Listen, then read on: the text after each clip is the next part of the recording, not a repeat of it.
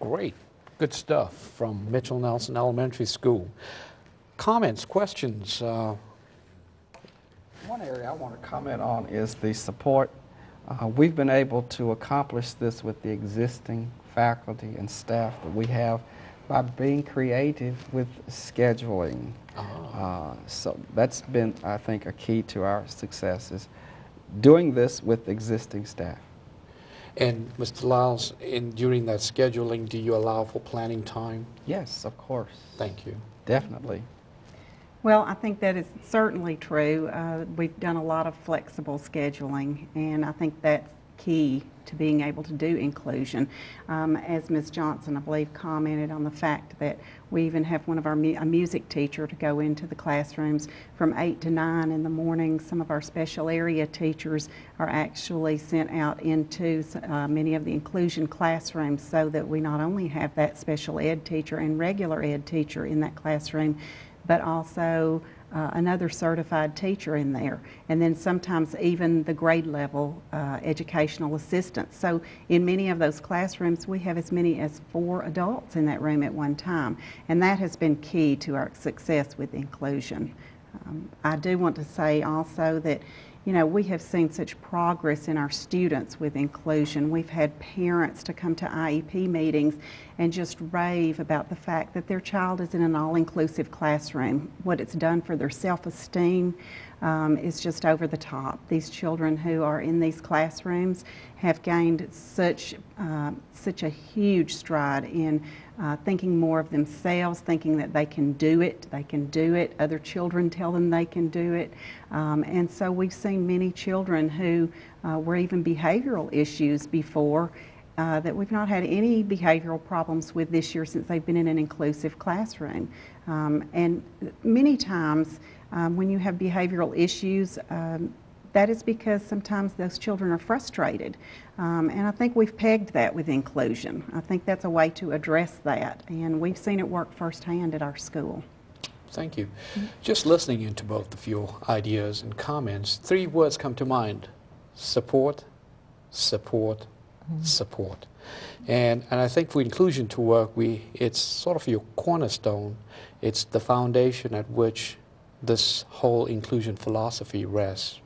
And I see that coming from both the assistant principal and the principal, and I thank you for moving in that direction, and hopefully we'll move to a fully inclusive environment. Here's a piece of statistic that I'd like the viewers to know.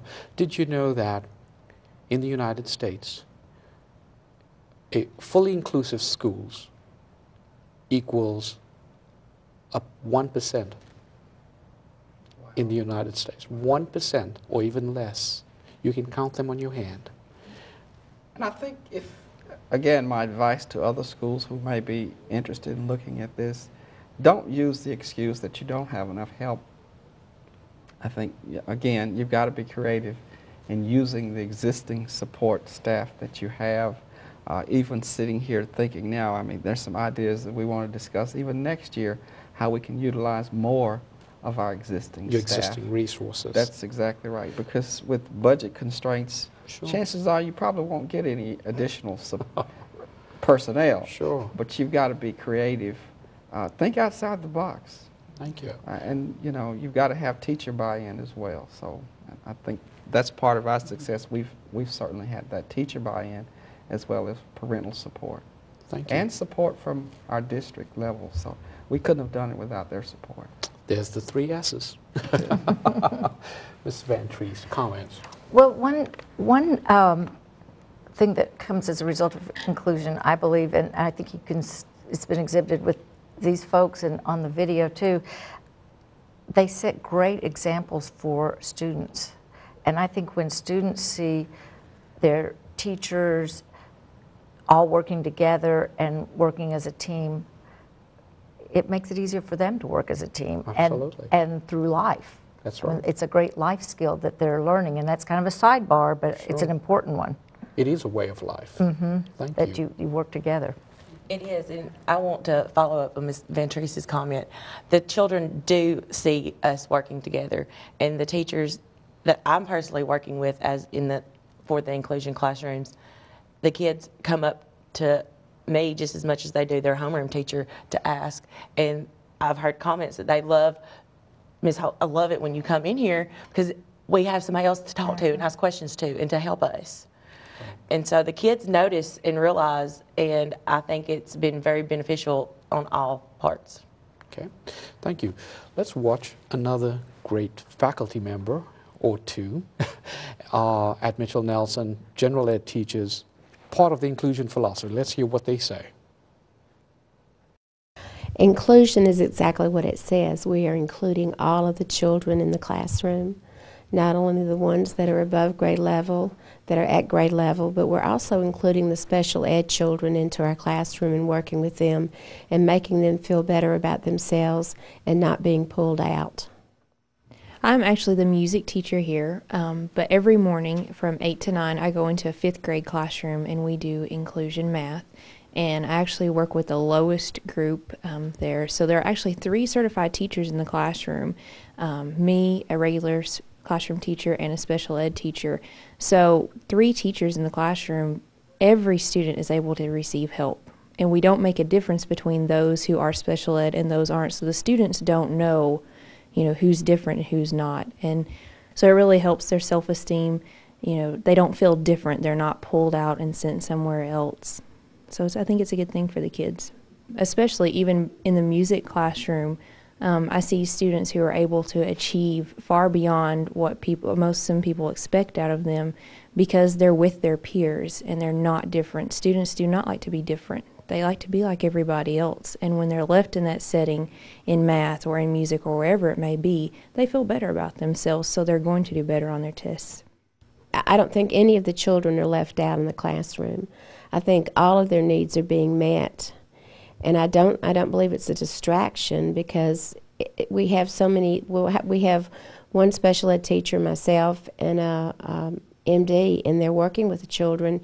And we not only pull the ones who are special ed, but we may pull someone else who's having problems. So it's really not a distraction at all. And then we're challenging the students who need to be challenged. And we're not leaving anyone out in the classroom. And we're also using a lot of students for peer teaching. So I don't feel any of the children are being left out or it is a distraction. What I do in my classroom to accommodate for the special ed children is I shorten their lessons. I give them extended time. I do oral testing. I do group teaching and peer teaching for these children to help them. I basically do the same things that Miss Bryant does, just whatever works for that child. If it's reading out loud to them, then that's what we do. Or if it's, shortening their test, because a lot of times when they get their test and they see there's 30 questions, that just totally scares them to death. So if we shorten it down and say, okay, well, let's do these, first 15, like, okay, I can do that. We do whatever it takes for them to feel successful. I think one thing is that the teachers need to have some training on the inclusion and working with the children. I think that's very important. We can teach our curriculum, but I think with the inclusion we do need some extra training to help these children and to make it work. Also with the training, learning a lot more hands-on activities, for the kids.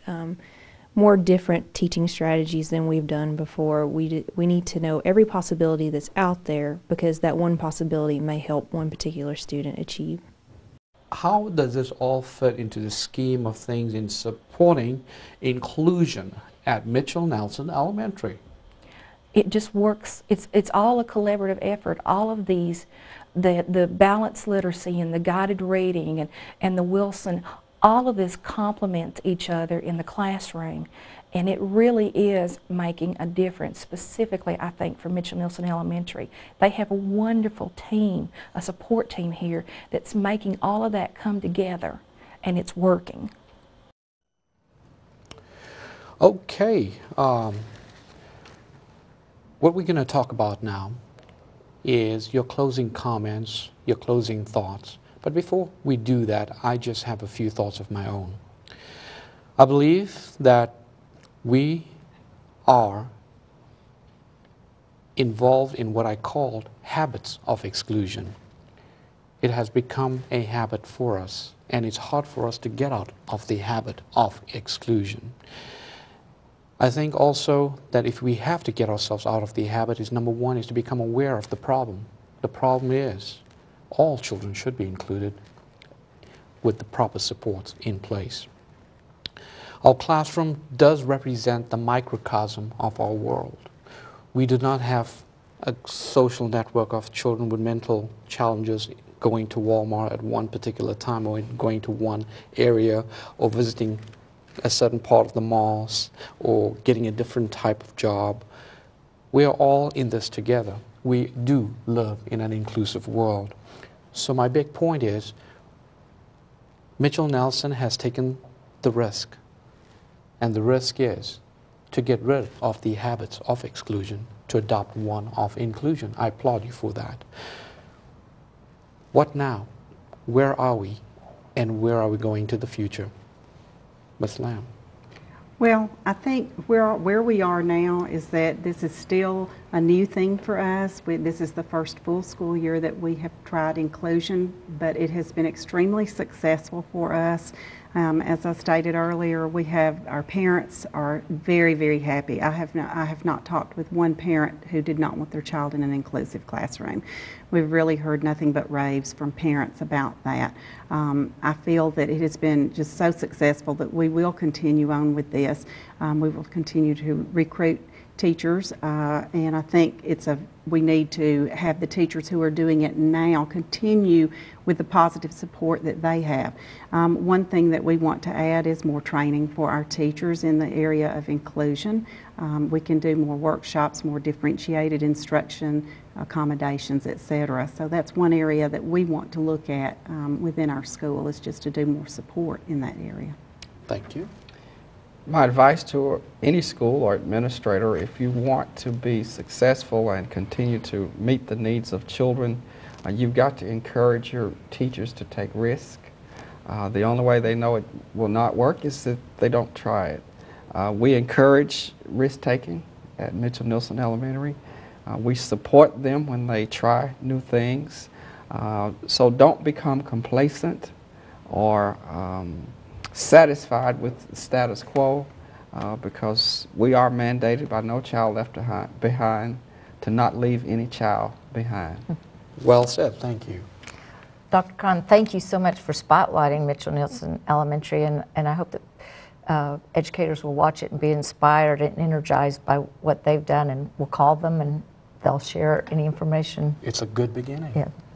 I just want to agree with Mr. Lyles and Ms. Lamb about getting more teachers involved and seeing more general ed teachers take the initiative to want to be an inclusive teacher. Well, thank you very much, panelists. I've enjoyed your words of wisdom. I hope we get to that next level, maybe interview your team maybe 4 years from now, and you probably would be that fully inclusive school. For the viewers out there, thank you for watching, and take care and good luck.